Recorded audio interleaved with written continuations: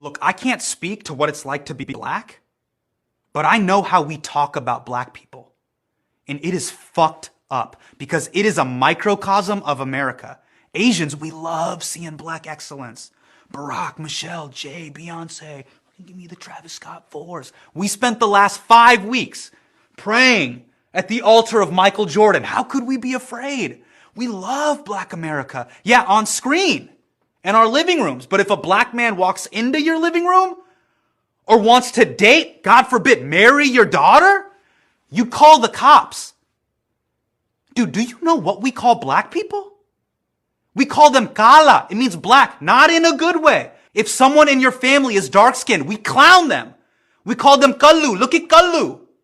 Our Bollywood stars do skin whitening commercials so we don't look black. Thank you, Britain. It is bad to be black in Desi culture, even though we all wish we were black. You don't think that affects how we view black people? 20% of Muslims in America are black. We don't even like praying at the same mosques. If they show up at the masjid, we're like, yo, is Farrakhan here? That is the great hypocrisy.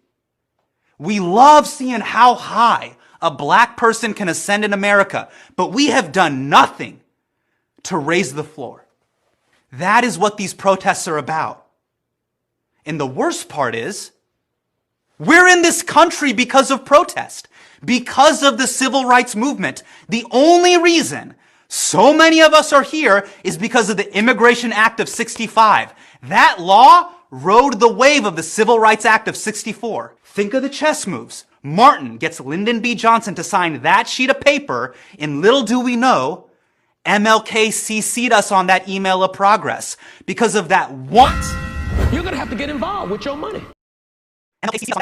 Martin gets Lyndon B. Johnson to sign that sheet of paper, and little do we know, MLK CC'd us on that email of progress because of You're going to have to get involved with your money. one signature. Me and Abu were able to move to Edison, Fremont, Plano, Naperville, Irvine, Marietta, Dearborn, Twin Cities, Schaumburg, Sugarland, Long Beach, Dallas, Sunnyvale, Cupertino. You know, the factories that make us. Also that you could eat fucking Bandhu Khan instead of being in Karachi. But hey, it's not our fight, right? This is a black-white issue. America's story didn't start when we got here. When you became an American citizen, you don't just get to own the country's excellence. You have to own its failures. That is the deal. That's why I can't get this photo out of my head.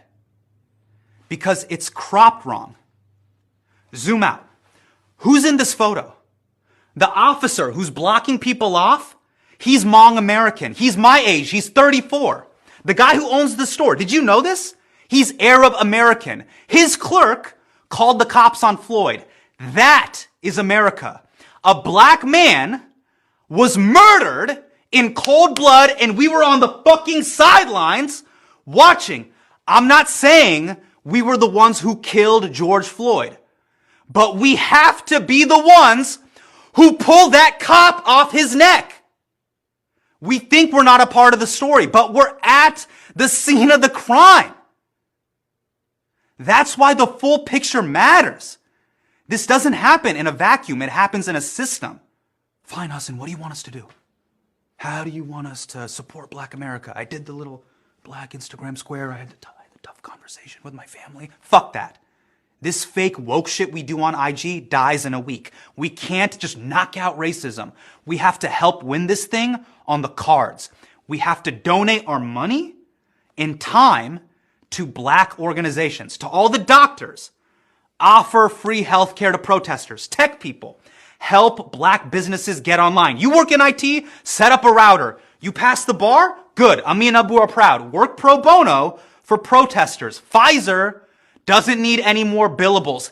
Everything helps. Be like Rahul. He let protesters hide from police in his home.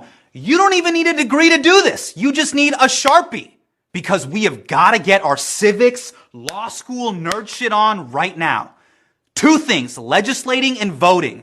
That changes history and it scales. These are a few things we all got to get behind. And this applies to everyone. Number one, end qualified immunity. It protects cops from lawsuits and holds them to a different set of standards than the rest of us. There's a bill in Congress right now. Make sure it gets traction.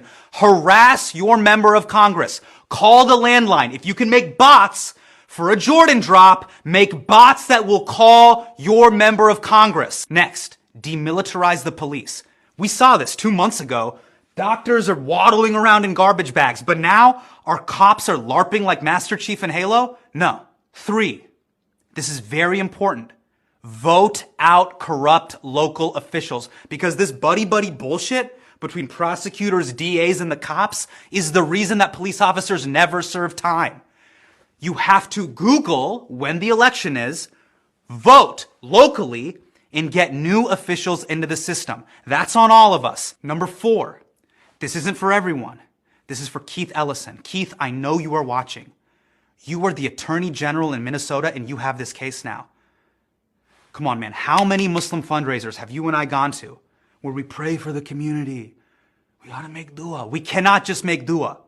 You need to charge and prosecute all 4 officers as hard as you possibly can. They have got to go to prison. We can't let this moment slip away. Millions of people around the world have taken to the street to afford us this moment. Set the precedent so the next time a cop has his knee on a black man's neck, he will see it for what it is. Murder.